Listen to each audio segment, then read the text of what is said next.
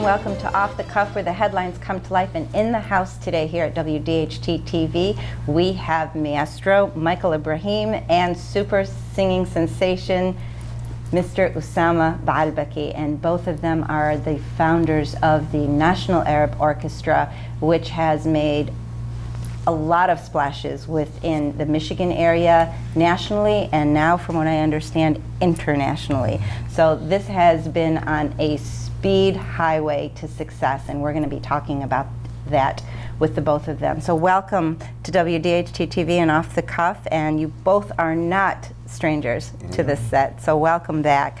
The last time we spoke, the National Arab Orchestra was the Michigan Arab Orchestra, and given your success and given your background, it is now the National Arab Orchestra and rightfully named. So Michael, tell us a little bit about the early beginnings and how we've come to this amazing success story with the National Arab Orchestra, and you're celebrating your 10th anniversary.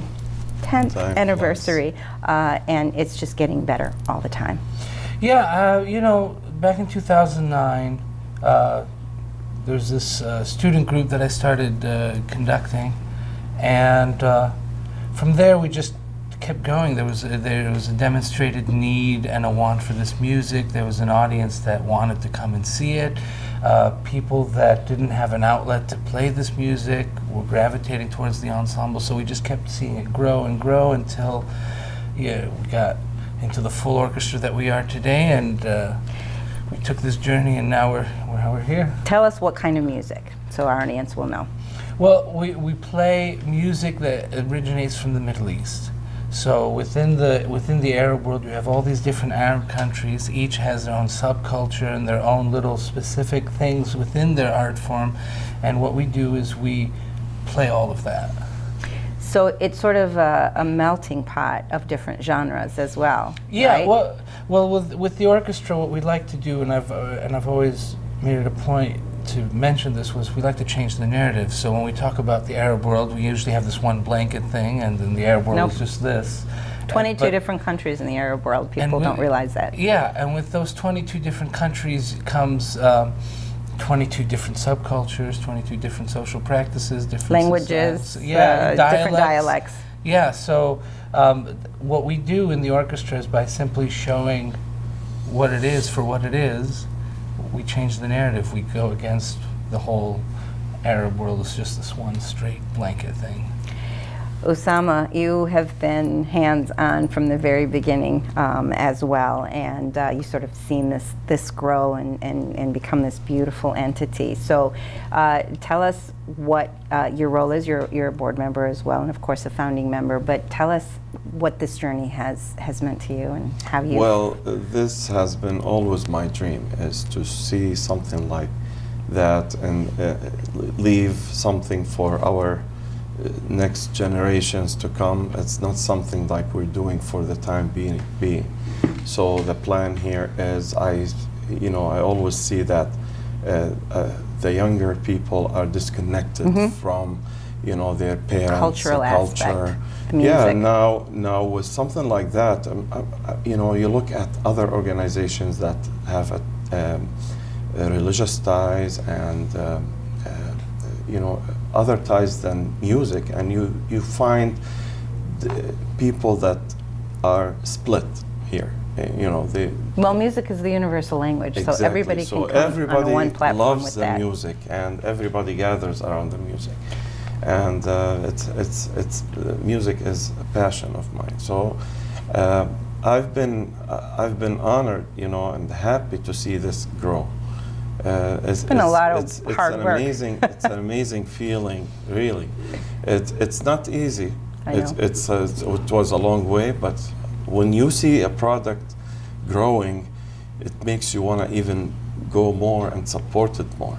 Absolutely, and you need the right passionate people to really want to be part of this and to preserve that cultural aspect. And the way that I look at this, it's like the Frank Sinatras, and that kind of genre, where now you have the heavy metal, right? So you're preserving that kind of genre within the cultural entity of the Arab world, which is golden, basically. You have a program called the Building Bridges program, and I love this program because you really go out there and people have hands-on. And it's just not, you know, the Arab American community, it is all communities that get involved in this program. So Michael, tell us about this and how you've sort of made that grow and really create that interest in it. Well, Building Bridges Through Music is one of our is our flagship educational program. What we do is we go into a public school. We will work with with one of their ensembles, whether it be choral or instrumental. We teach them a piece of Arab music, and over the course of us working with them, they'll learn about the culture, they'll learn about the language, they'll learn about the music itself, because it's a new music. Playing Arab music, playing Western music, they're two different things. But you sort of infuse sometimes those musics together, those genres together to create depending on the project. Different sound. Yeah, each school we go into, there's a custom tailored program for that school. For example, when we did a cross-cultural version of the Building Bridges to Music program, we had kids from Chelsea come on down to Dearborn and mingle with kids from Fortson, and likewise kids from Fortson went to Chelsea. So you had this thing where kids were going to each other's areas, environments, and they were learning from each other, and then they sang together, they worked together in a concert, and a lot of those kids are still friends today. And it goes under the premise of, if you want to get to know somebody, you go to their house. You don't read about them on social media. Right, it's the interaction. Yeah, and so things like that help bring the community closer. In the case of Fortson High School, when we got there was about maybe 7 to 12 kids in that program. It was on its last leg. Right now they have over 300 kids.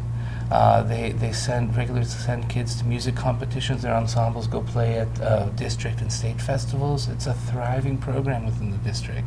So the program really impacts students not only on a social level and in terms of bringing kids together and learning other cultures and learning new things, but it also helped revive a program that was on its way out.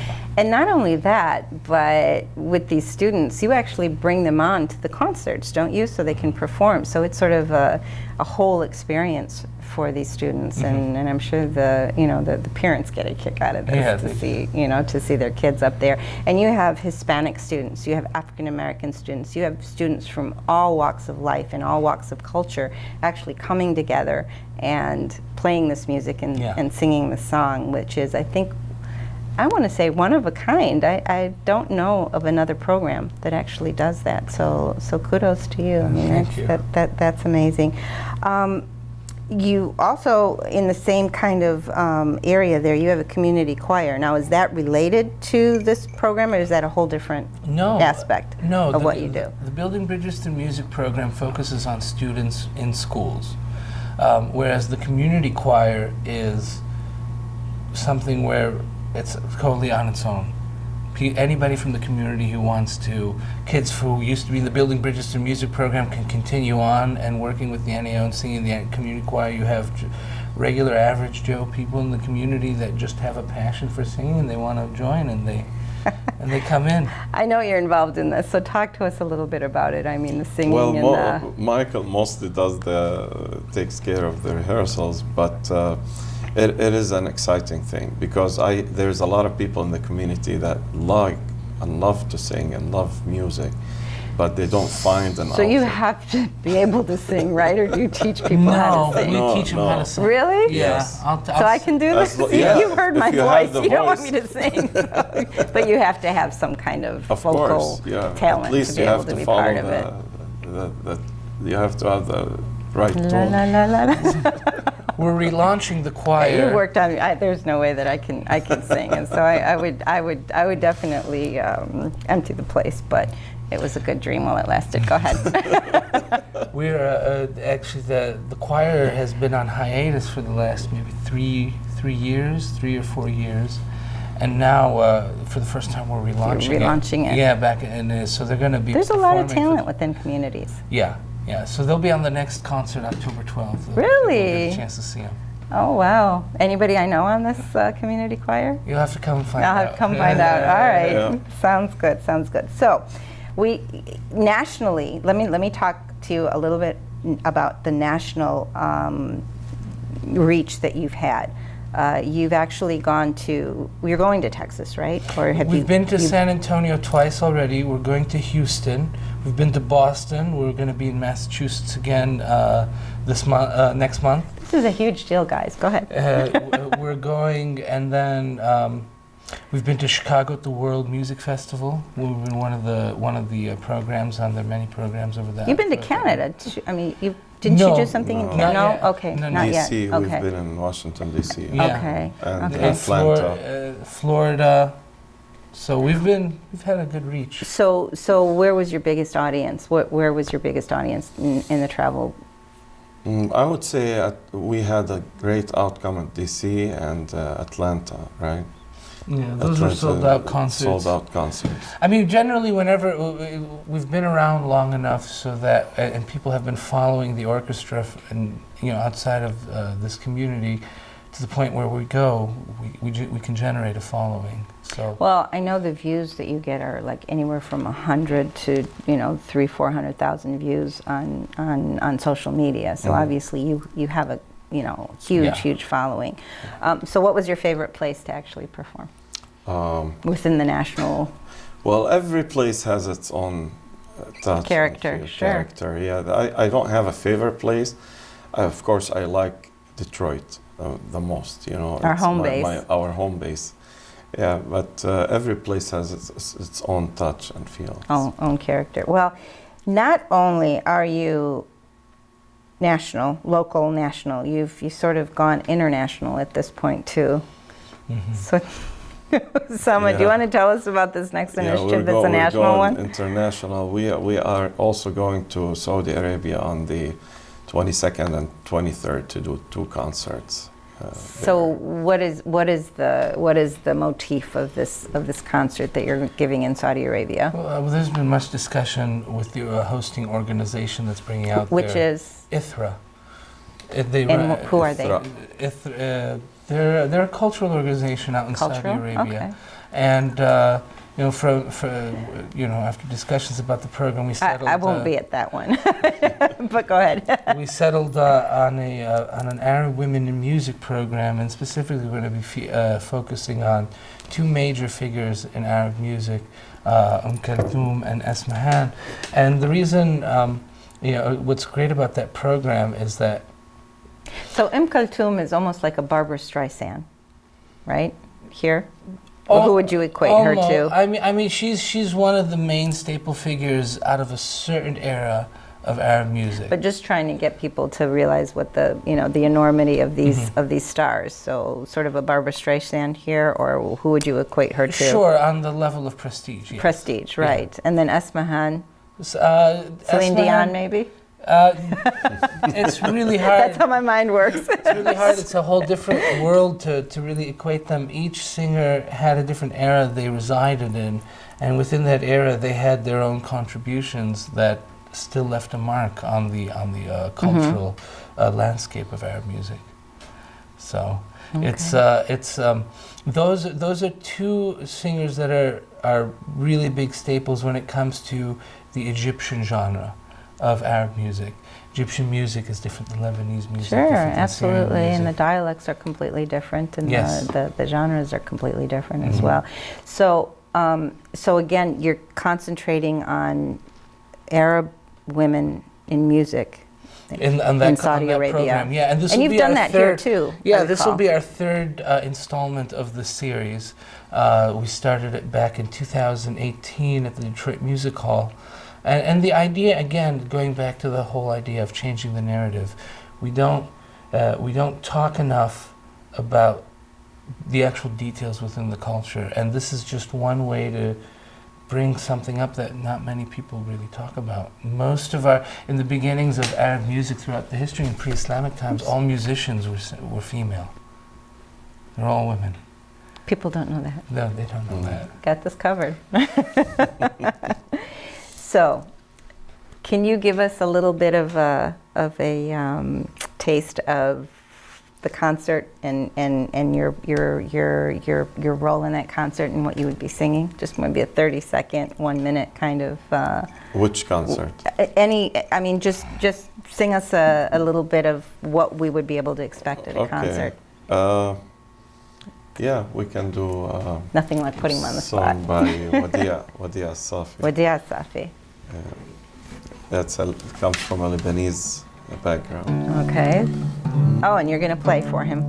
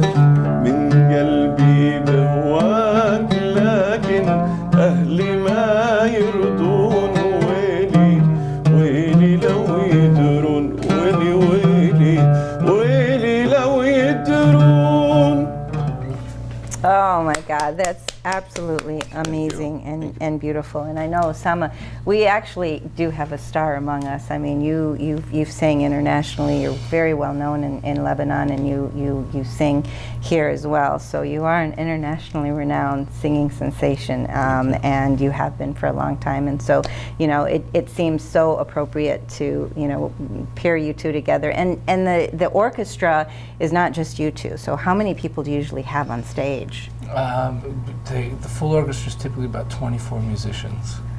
And now, are all those people, extra. Do they all travel with you, or how does that usually work? Yep. Yeah. And they're from all over the country. And they travel with you when you go to these different places. So you actually have it's your 10th anniversary, which is phenomenal. I mean, I recall when this all began, and I can't believe it's been 10 years, and from where you began to where you are now, it's absolutely phenomenal. But you do have a concert coming up on October 12th, and it's at the Detroit Music Hall. At our home space, actually. Yes, and it's called Layalina, which is Layali.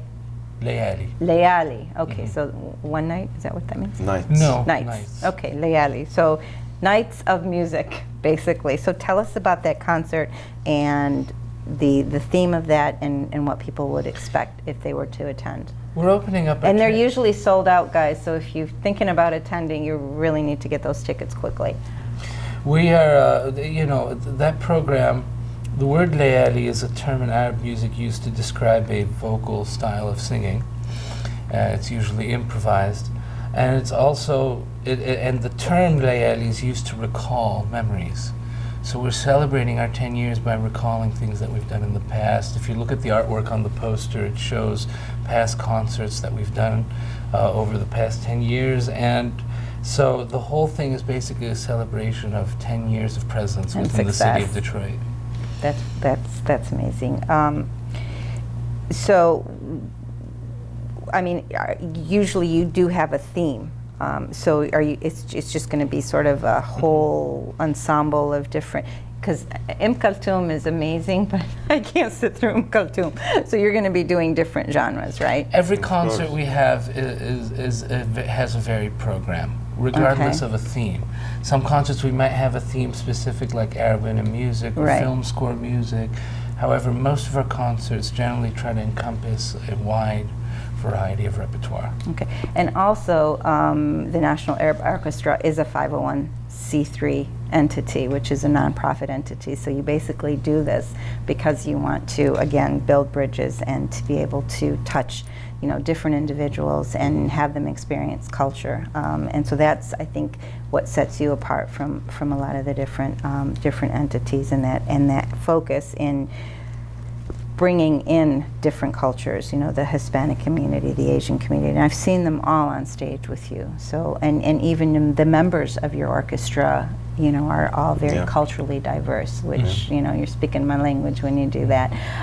Usama, what do you want to tell people about the experience of attending your concerts, and, what it's meant to you, basically, in being part of this for the last 10 years, Well, and bringing your talent to this entity? Seeing people's reaction every time we are performing is priceless. The people love this music no matter where they are from, what's their background.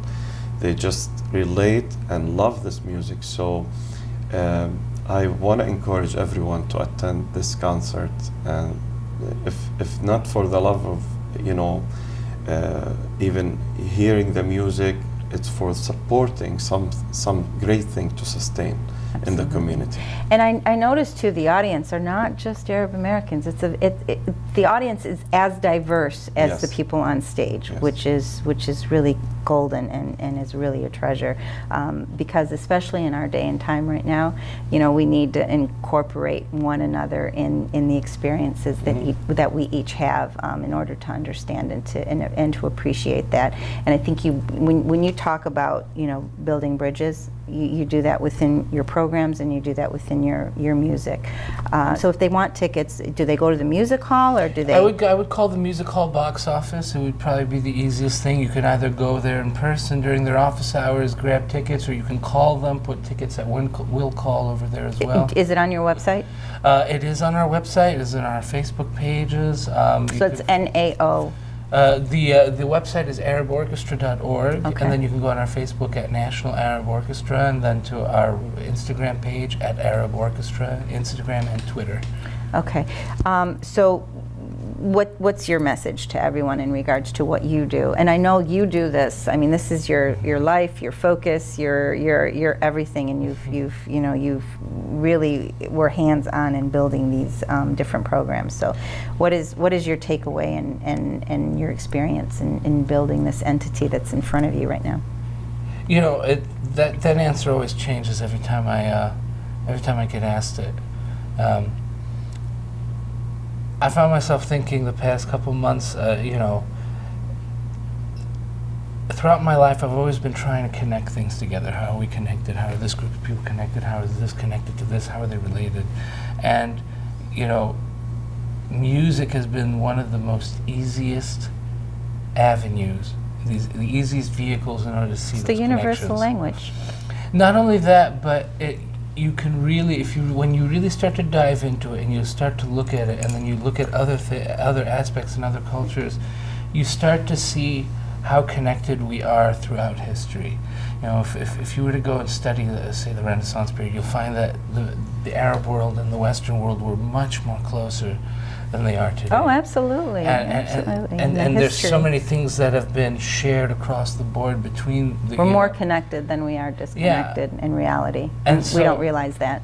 So being able to do something like this at a time where division and confusion plague society is one of the things that is a grateful takeaway for me, because I get to have a hand in breaking down a barrier or a wall that keeps people from each other. Certainly. And I know that you've both been so generous in actually performing at the Images and Perceptions Diversity Conference. And every time you do, I think people say that that was really a highlight of their experience there, because they got to experience your passion together in regards to what you do and also the music itself. So thank you both so much for joining me today, and thank you for the amazing work that you do. I get excited. That's my language. I mean, you're speaking diversity, you're speaking bringing people together and building bridges, and there's nothing like it, especially in our day and age right now. So Usama, thank you so much for being here. Michael, thank you. Could you play a little bit while we sort of Sure. break loose? And thank you all for being here with us on Off the Cuff and getting to know these amazing individuals and the work that they do.